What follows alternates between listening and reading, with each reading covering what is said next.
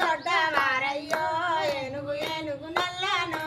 ఏనుకోర తెల్లనో ఏనుగు మీద కూసున్న ఎంత దొడ్డవారయ్యా ఏనుగు ఏనుగు నల్లనా ఏనుకోర తెల్లనా మక్క గింజల ఎల్లై వస్తే మాటకు సక్కని కీసాను ఏనుగు ఏనుగు నల్లనో ఏనుకోర తెల్లనో మక్క గింజల ఎలా వస్తే మాటకు సక్కని కీసాలు